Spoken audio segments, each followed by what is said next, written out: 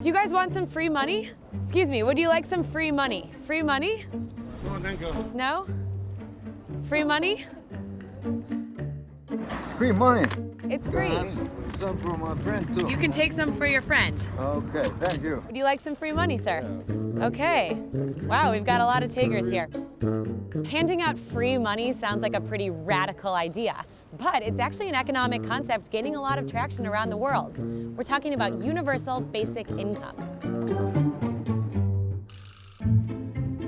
Universal basic income is pretty much what the name suggests, an income for everyone in the form of a cash transfer, no strings attached. Finland is among a handful of countries experimenting with universal basic income as a way to address unemployment in the country. Meet our fictional character, Lena. She works in a salmon factory in Finland. Then an economic downturn hits. People can't afford to buy as much salmon, and Lena loses her job. Under the Universal Basic Income Scheme, Lena would get around $650 a month from the government. She can use that $650 to cover living expenses while she looks for a new job. But even once she gets a new job, she would continue to receive the cash. A key feature of the Universal Basic Income is that you can spend the money however you like. So in the Finland example, you could take that $650 and spend it on about a third of month's rent here in Helsinki, or you could spend it on 100 cans of smoked herring and 26 bottles of red mulled wine mix. We'll take 26 of these, please.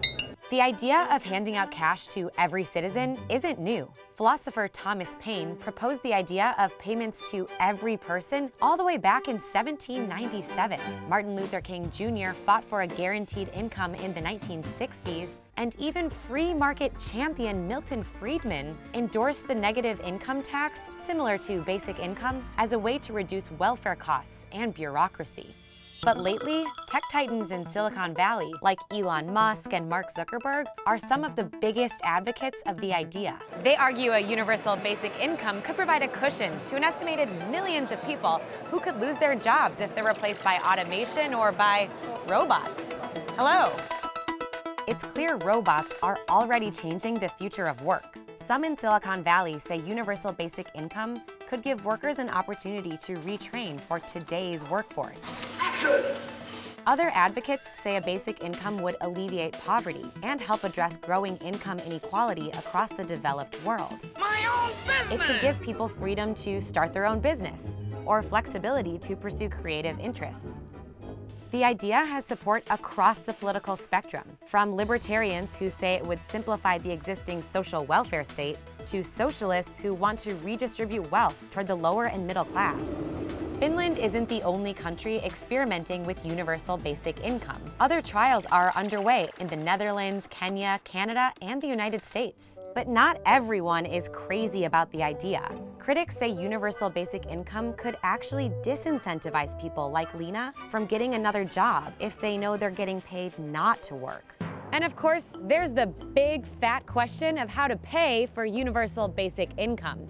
If every person here in Finland got that $650, it would cost the government more than $3.5 billion per month. That number would be in the trillions of dollars per year in the United States, where the population is much bigger. And labor economists argue basic income would need to be a lot more than $650 to have a meaningful impact. Research from the OECD shows that if the existing system of social and unemployment benefits was eliminated or reduced to pay for a basic income, poverty could actually increase. Other critics say there's no reason that people who are already well off should be getting more cash from the government. So it's not looking like free money is going to become the norm for everyone anytime soon. Hey everyone, it's Elizabeth. Thanks so much for watching. You can check out more of our videos over here.